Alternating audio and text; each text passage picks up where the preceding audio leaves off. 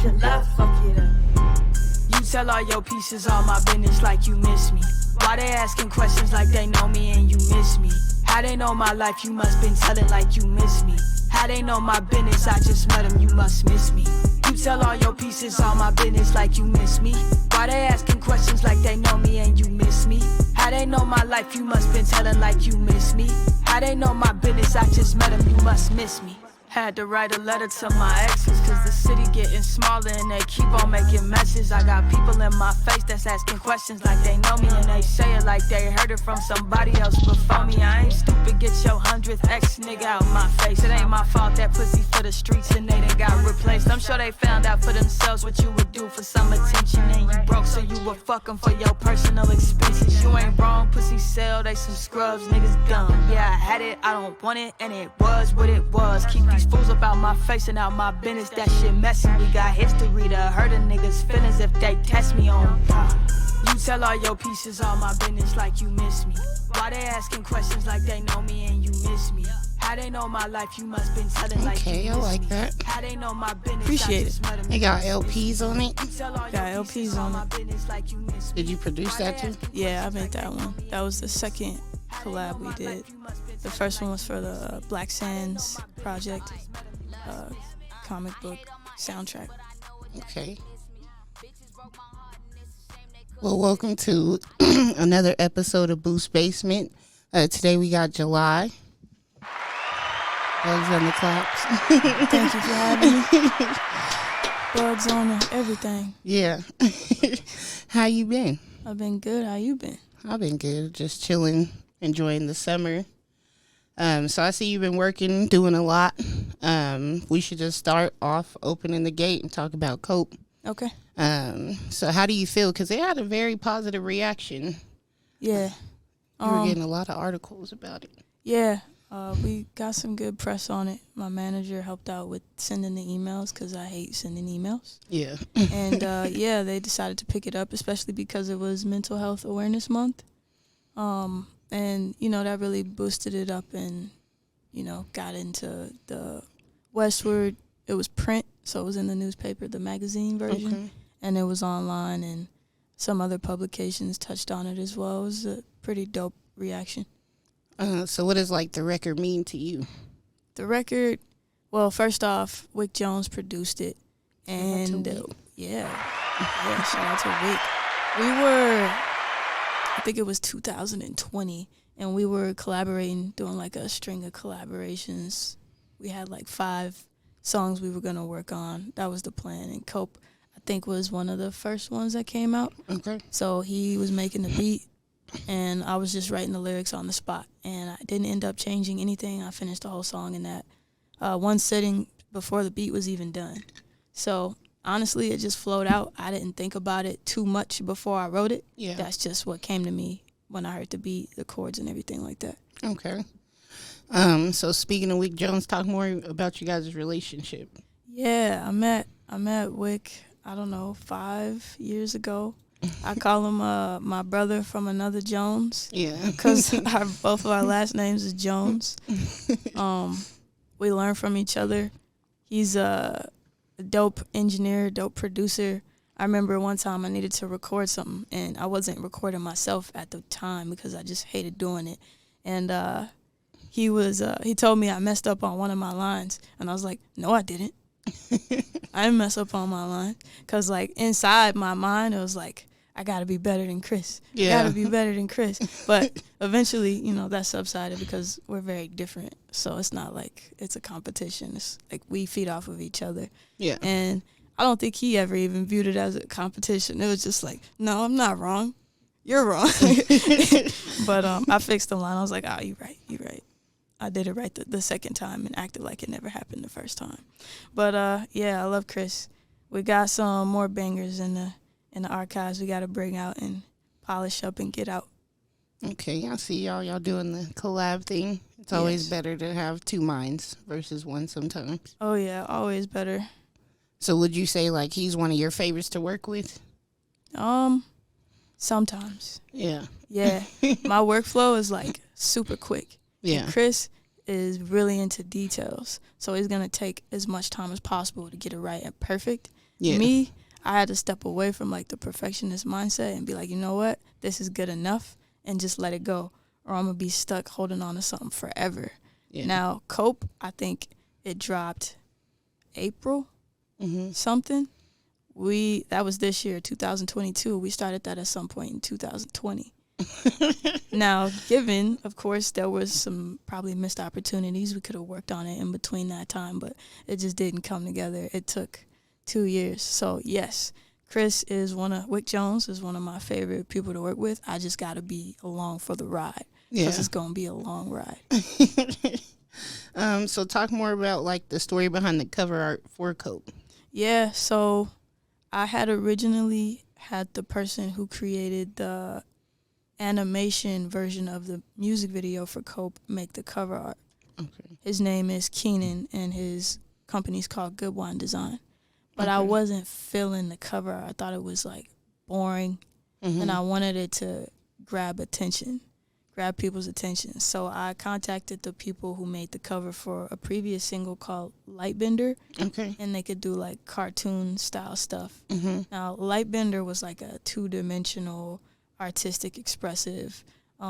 It was reminiscent of a video game called Resident Evil 5. It was a scene from the video game. But I wanted something 3D. So I contacted those people. Their name is Bang Cover Art on Instagram. Contacted them. They probably don't even really speak English like that. And I was like, the song's called Cope. Wick Jones. I wanted to say Wick Jones on it, and I wanted to say Jelie on it because it was a collaboration. It's going to have both of our names on it. I said, I want to be swimming in a pool full of drugs, alcohol, like bags of weed, pills, all that stuff. And they sent me like the original version without any color on it. It was just like a black and white sketch, like they drew it on a piece of paper or the iPad. And I was like, can you add more like bags of weed and some more pills or something like that? And they added that, and it was a go. The chain is set Cope across. I was like, that's perfect. Yeah. Like, I don't need a bigger name, or we don't need to add no logos on it. It's good just like this. So they added the color, and I was like, heck yeah. So I paid for extra version, which would be the motion graphic. So they charge a little extra for motion. And I was like, yes, let's do the motion, so I could use that for the promo, and I could use that for the Spotify canvas art. Yeah. Okay. I'm like, I liked it. A lot of people were sharing it too. Yeah. So. I feel like they didn't even care about the song. They was like, this cover art is hard. It was hard though. Yeah. They're like, who did this? I don't care about the song. The song good, but who did the cover art? Yeah. Oh, thank you so much. I was like, she did that shit with the cover art for real. Because it got everybody's attention. It did. And then the video too, the animation video. Yep, animation, and we did the live action. It was a dope process. I put a lot into that specific project. Yeah. Because mental health is a big issue, and it's always been a big issue. And not just because now it's mainstream. That's not why I wanted to touch on it. Yeah. It's just something that I knew would happen eventually, and it probably happened again. I was dropping some really depressing songs. Yeah. Especially like recording-wise in 2020, because all the stuff I've been dropping is stuff I recorded in 2020. I'm trying to get the old stuff out so I could get the new stuff out, which is probably going to be old by then.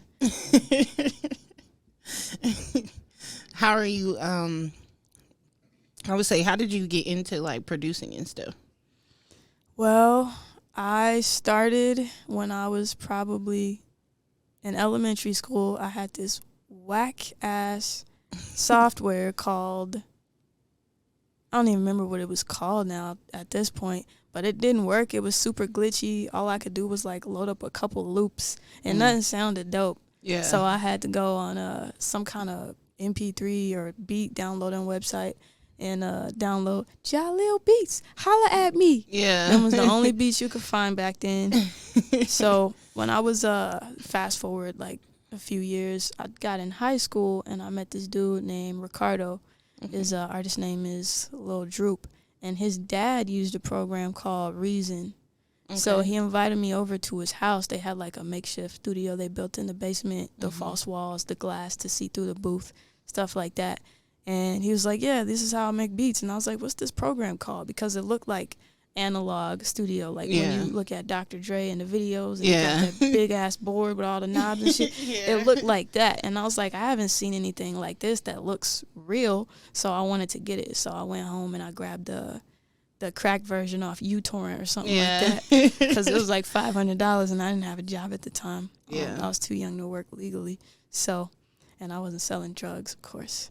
So I got the cracked version, and it was on ever since. And yeah, I just kept at it. My beats were terrible. I remember I was in this rap group, and it was like, your beats don't live up to your lyrics. Yeah. Like, you got to get beats from somewhere else. And I was like, I mean, I like my beats. What's wrong with my beats? My beats is tight.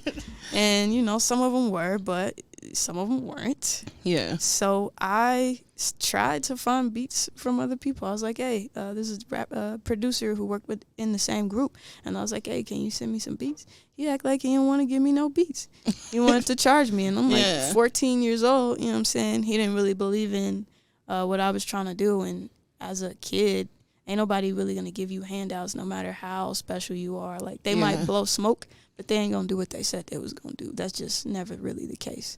True. Maybe once in a blue moon. So I tried to get some beats from him, and it didn't happen. He sent me one beat, and that was it. So I just kept making my own beats. I was like, well, if my production fails me, it's going to win one day. Yeah. So I just kept going, and here we are. Okay. So talk about your production on LP's album. My production on LP's album, some of those beats are 3 and 4 years old. I went into some old folders. I organized everything by year and month. I went into my old folders, and I found most stuff I make is kind of obscure. Yeah. But I found some of the most obscure stuff I've ever done. And I sent it to her because she was looking for beats. She wanted beats. She asked me to produce her project and asked me how much I would charge her. And I said, well, I mean, the city's been waiting on the project for you for over 10 years. Yeah. So I'm not going to charge you. You just got to pay for studio time. So that was the deal I cut her. I'll never do it for anybody else. Learned a lot from that situation. She's a dope artist, though. It came out great. I can't say that it got up to where I wanted it to be, but that's another perfectionist thing. Like, you just got to let it go sometimes. Yeah. But I feel like it takes time because it's been a while for her.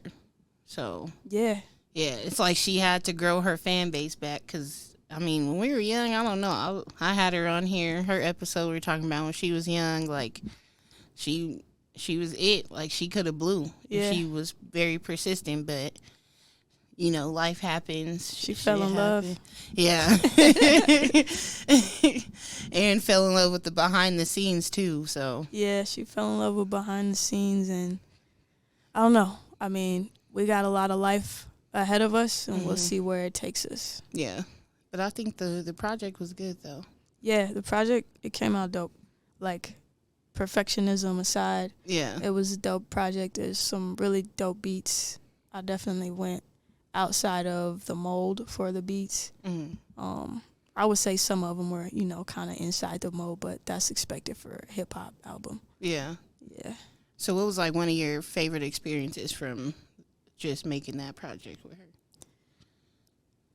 I would say Uber was probably one of my favorite experiences. She sent me a, like, voice message with, like, some kind of melody she had in her head. She was singing.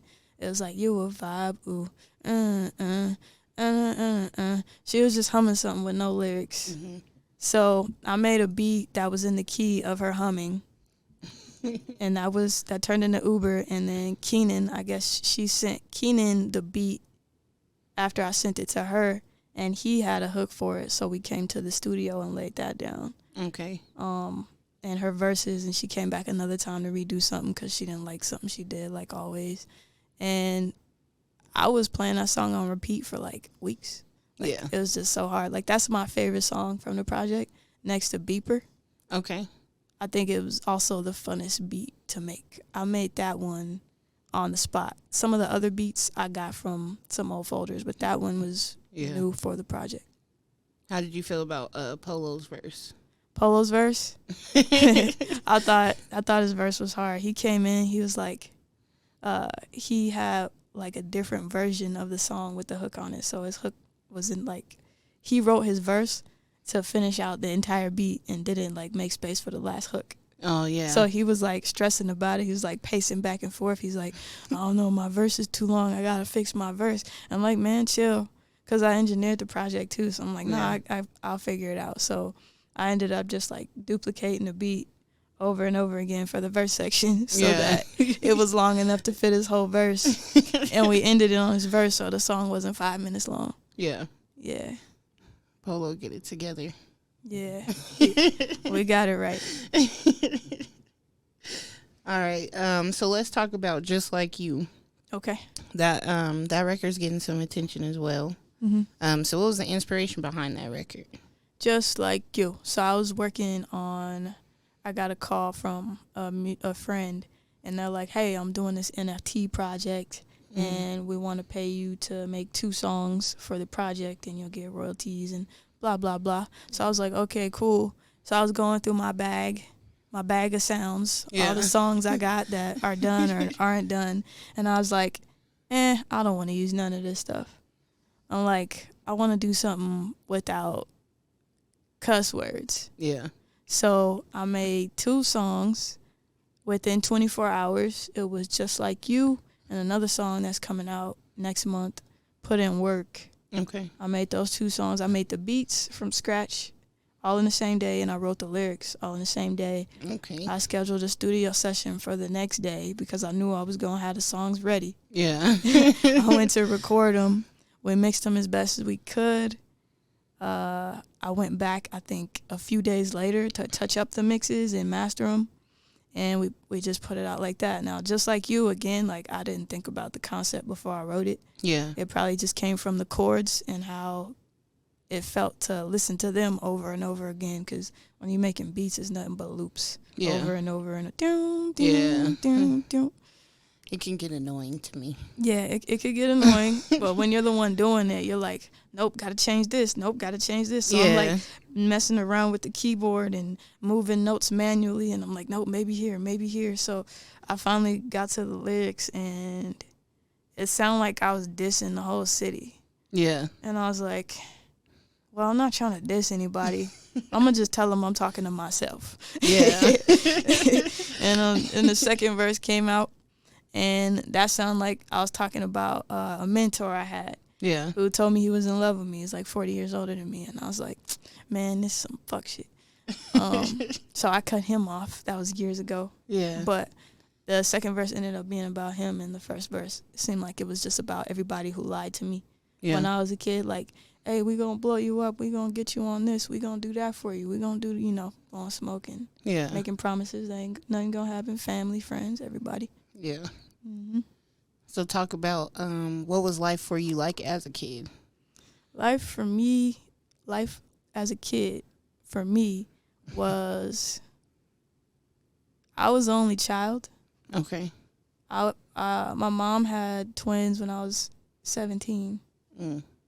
And that changed things, but I had cousins growing up from my mom's side of the family. Her brother had 3 and a half kids. You know how that go. Yeah. Yeah, 3 and a half kids. So they would come over on the weekends. When they didn't come over on the weekends, I grew up in Montbello. Okay. When they didn't come over on the weekends, I would go to the east side to my uncle's house and play with my older cousins from my grandma's brothers. So like my great cousins type of thing. And we just be playing video games, PlayStation 2, PlayStation 3, PlayStation 1, computer games, and talking to my auntie, eating oranges and shit. Yeah. Sunflower seeds. Yep. Like, not the east side, though. Yeah, stay away from over there.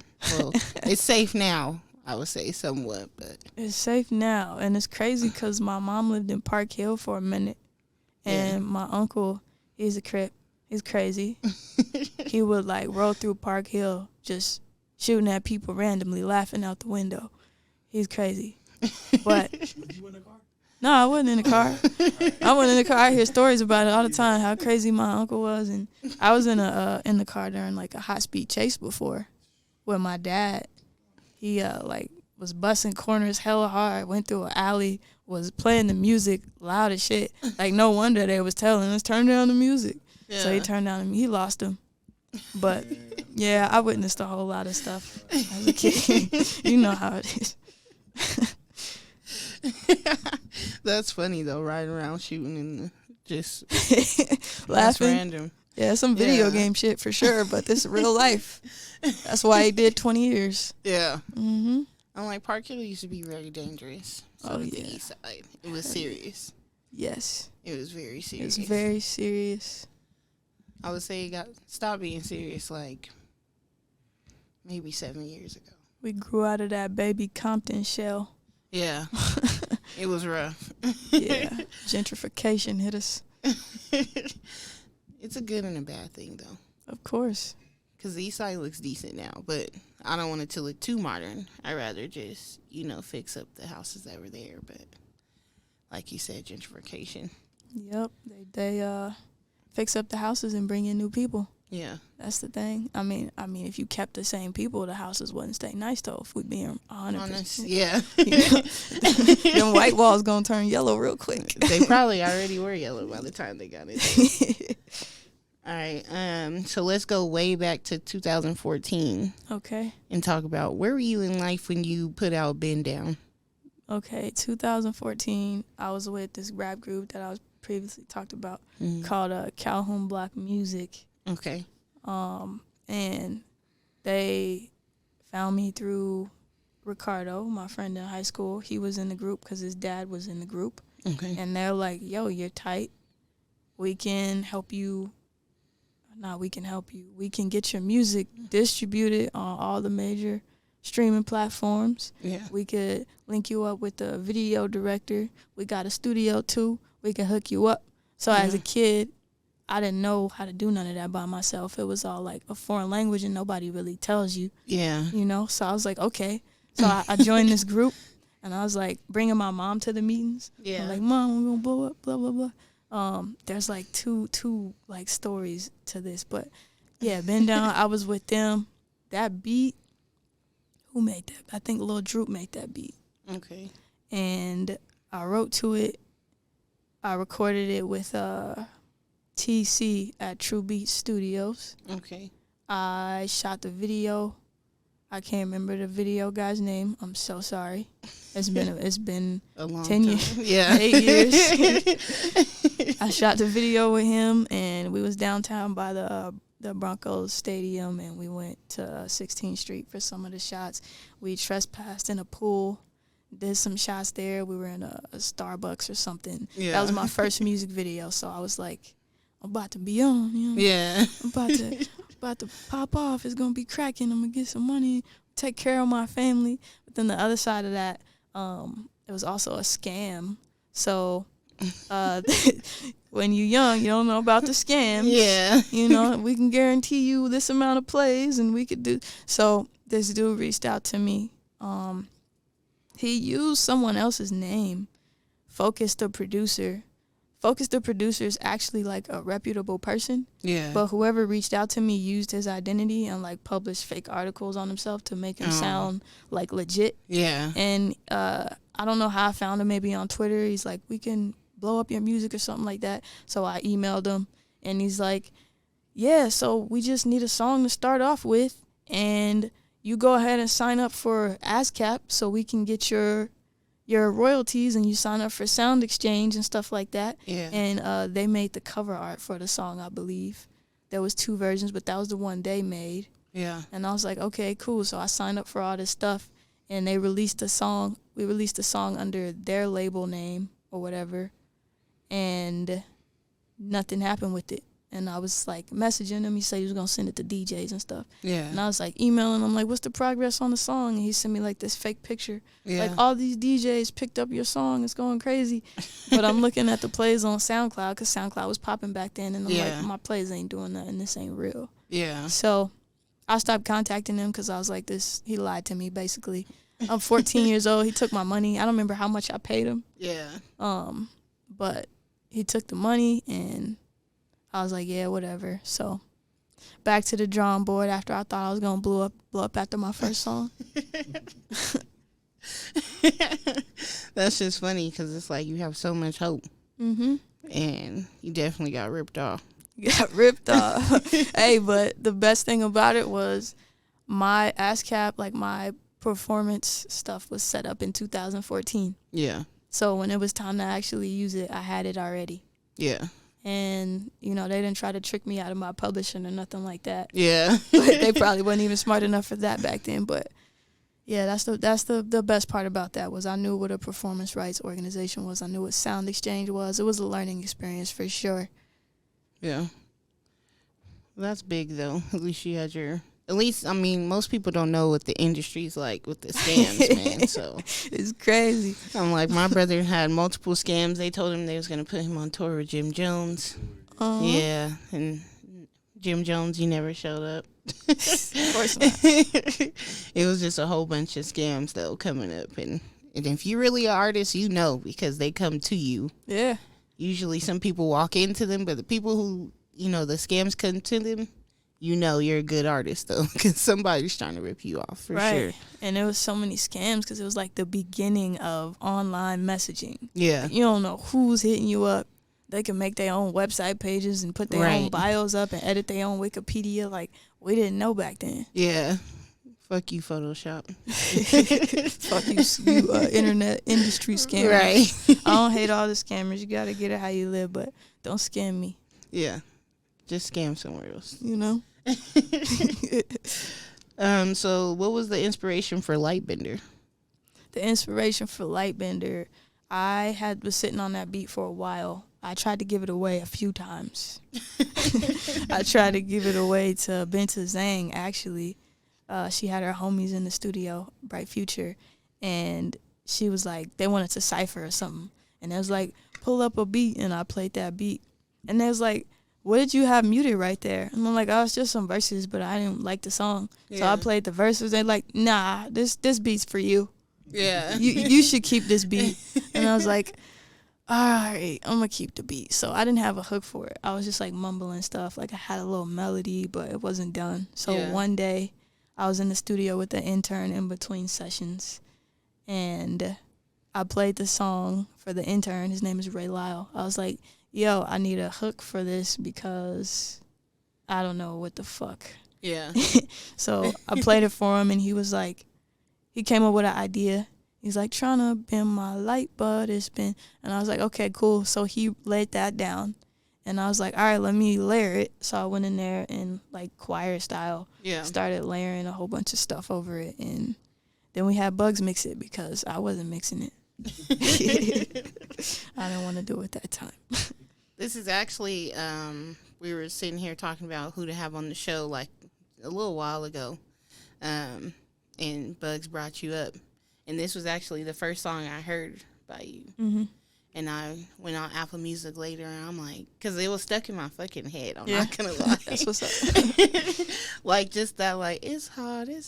And I was like, why the fuck is that shit stuck in my head? So I went home and I listened to it, but then I ended up just listening to the rest of the shit. And I was like, okay. Because, I don't know, I'm a different person, so. We like music. Yeah. We do that. We're music people. Yeah, so I'm like, I don't know why, but I couldn't get that song stuck out of my head. And I really liked the video, though. So who did the video for the song? Sad Visions did the video. He's actually my go-to videographer. Love working with him. He's super artistic and always takes, like, if I have a vision, we're going to get there. Like, no matter what it takes to get there. There's no shortcuts. Like, no, I've been working on the project too long or we ran out of time. Like, no, we're going to get to the end result that we want. Yeah. Until, like, we'll make revisions until we get there. And that's how it was for, this song we're talking about, Lightbender, was pretty good the first time around. I was like, yeah, it's perfect. Yeah. It was perfect. I didn't have any critiques, and it came out dope. What was, like, one of your memorable experience from shooting that video? Well, we shot it in an empty apartment. One of my friends was moving out. Yeah. And we set up a green screen on the wall because there was nothing in the way. And we shot most of the video in front of the green screen, like the part where I'm sitting on the chair. All the parts where there's like multiple versions of me. Okay. And like shadows. Yeah. And then we did the rest by it's on Lincoln Street. Is it Lincoln Station? The RTD station down there? Union Station. Yeah. That one. There's so many stations. We did some of the footage like around the poles over there, and you see Ray Lyle leaning in the background. Yeah. That was done over there. It was a cool, pretty straightforward. We knocked it out in a day, I believe. Okay.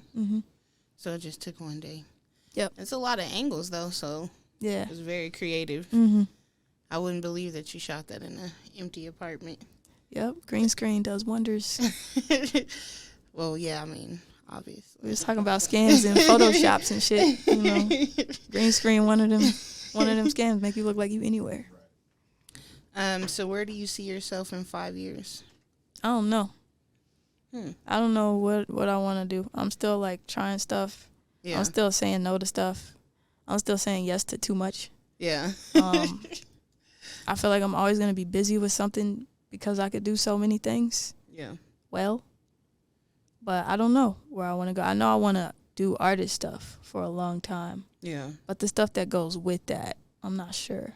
Yeah. It's like when I was young, I found out I could make money off of music production, but I couldn't from rapping. Yeah. Like you can make money selling to rappers. It's like a food chain. Yeah. If you think about it, like at the bottom, it's the people who make the sounds. Yeah. And that's what I started doing, and I started getting paid from that. And at the top, it's the listener. Yeah. And don't nobody listen to your shit. Right under that, you got the artist. Yeah. So it's a struggle trying to get things through the pipeline. Yeah. Like, it's just a big-ass pyramid. So, with that being said, I'll probably still be making sounds. Yeah. Because that's where the money's at. Sound design, making beats. Who knows, I might start engineering again if we get some reliable people in this world. Yeah. Clients suck. Oh, yes. Even I've been unreliable, though, honestly. Hey, but it's life, shit though. Happens, yeah. Yes, shit happens, but, you know, when shit happens, you make other shit happen to make up for the shit that happened. Yes, I definitely agree. So we did talk about the NFT earlier. You mentioned it. Yeah, briefly. So what's some secrets for NFT that you could share on the podcast? I would say some secrets for NFTs is do your research. It's also like a lot of scammers in that culture as well. And right now with crypto being like so low, in terms of the market, I would say just pay attention to what you're purchasing. Right now, if you want to get into it, it's good to get to know people. Yeah. And like learn the ins and outs before you jump into it. Yeah. Right now, it's just money flowing back and forth between people who are already in the scene. Yeah. Right now, if you're trying to make a quick buck, you got to be Nike or Adidas or Jordan or something like that. And, you know, people have an incentive and already know you. Yeah. But if you don't have something going already, nobody's going to buy your NFT. It's not a new thing anymore. Yeah. It's like, okay, all these people spent all this money on NFTs, this digital shit that they can't do nothing with. Yeah. It ain't worth nothing no more because the wave came and went. Yeah. That's how I feel about Bitcoin a little bit. Yeah. I'm like, it was in and then it wasn't in, so can't get on no more. You might find a little wiggle room, but you ain't gonna get it like they got it.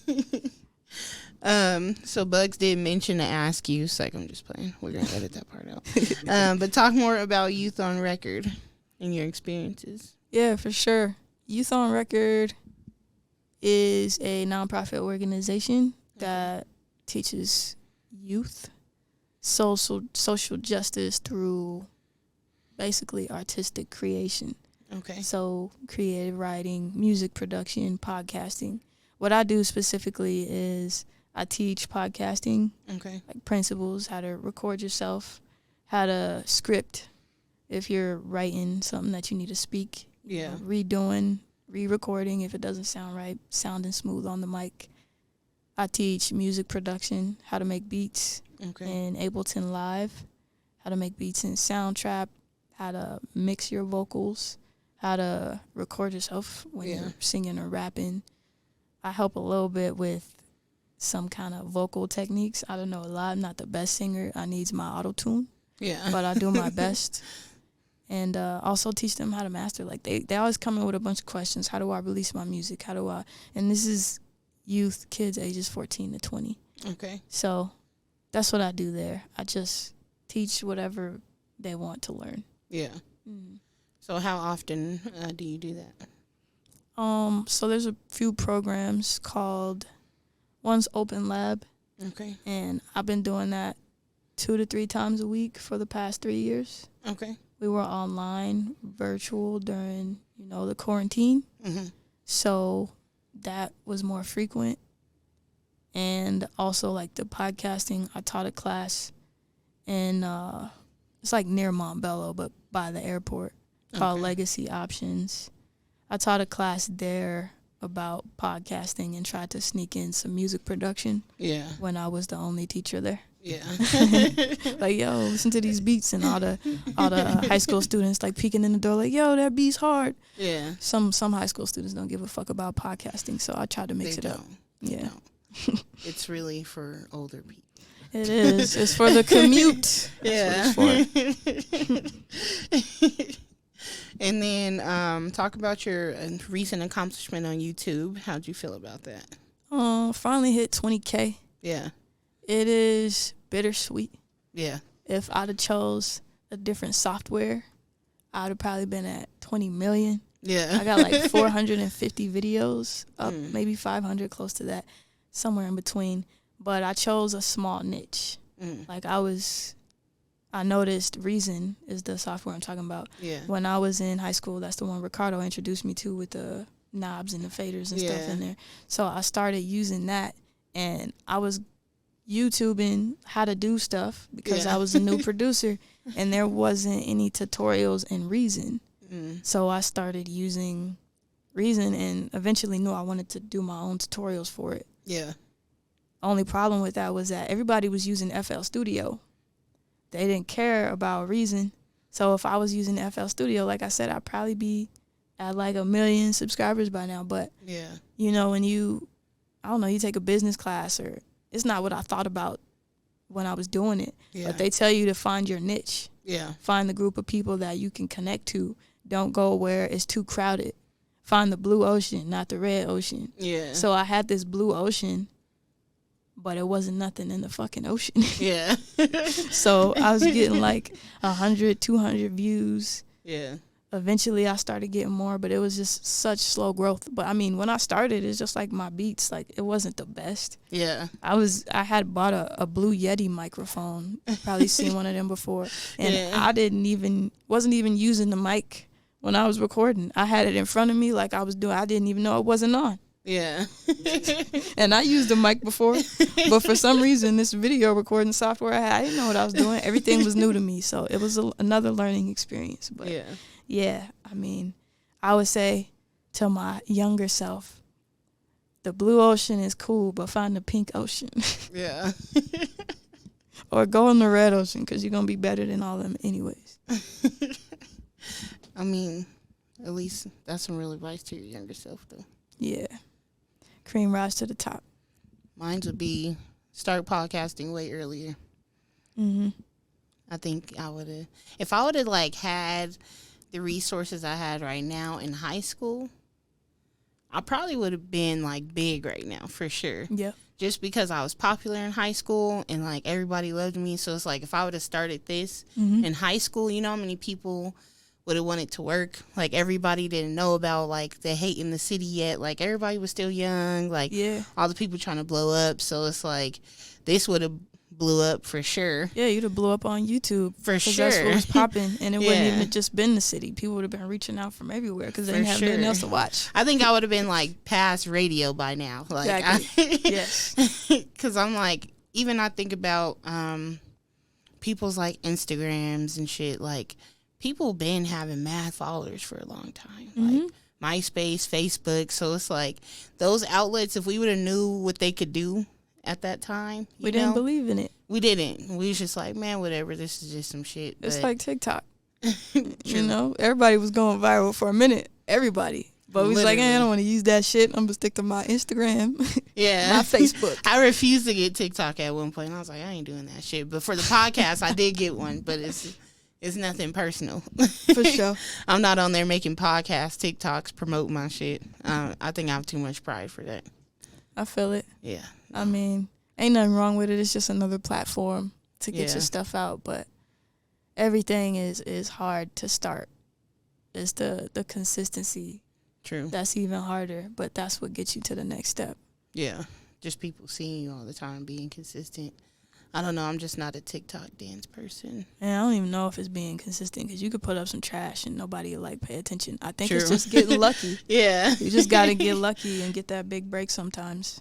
That's what the world's coming to. Yeah. So anything you want us to know about you moving forward? What do you have in the future? I'm dropping singles every month. Okay. Sometimes one single, sometimes a double single. And Bugs is my engineer. Same. Yep. All right. So before we go, just shout out all your social media where they can find you.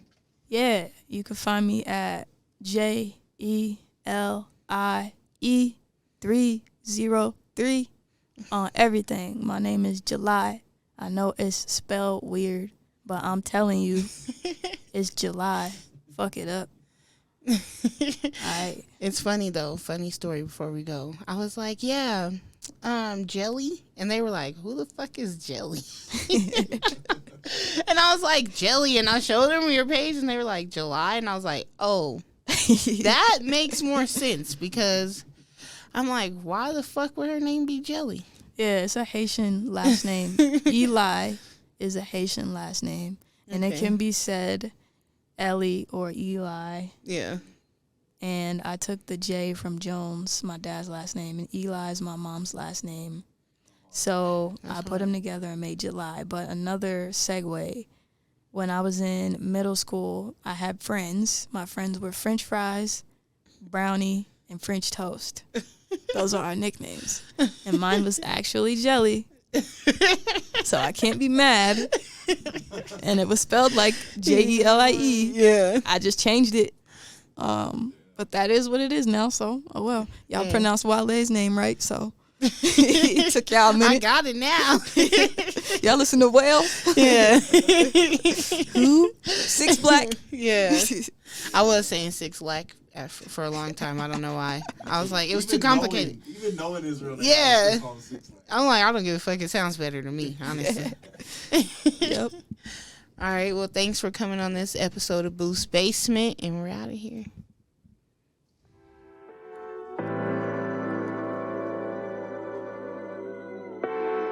Driving myself crazy.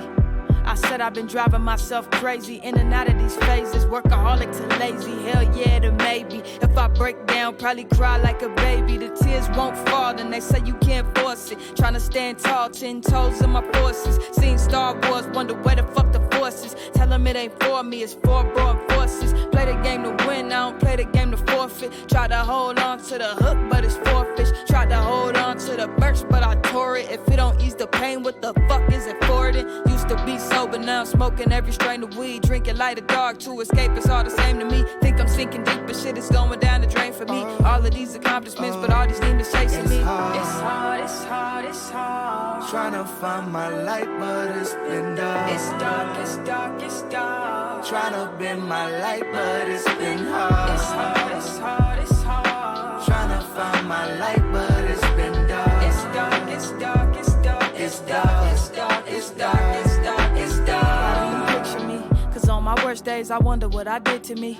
I let some people bring the worst out, and everything I hold in to burst out. Try the different sizes like I'm about to bring the merch out. Had to switch the method like I plateaued on the workout. All I need is music in a quiet place to work out. Music money fell, I feel I probably break the workout. And I ain't in the bag, and so I pray that this shit work out. If you got a problem with me, you gon' lose. So if you ain't tryna build, you screw with no tools. Hated to love it, I'm playing a game with no rules. And like any mini, mighty mo, you gon' choose. Yeah, I'm going through some things, but you ain't got an advantage. I'm stacking dollars, bending George like it's Atlanta. Niggas wonder how and why like it's Manhattan. Cause they can't hang like a graduation cap. It's hard, it's hard, it's hard. Tryna find my light, but it's been dark. It's dark, it's dark, it's dark. Tryna bend my light, but it's been hard.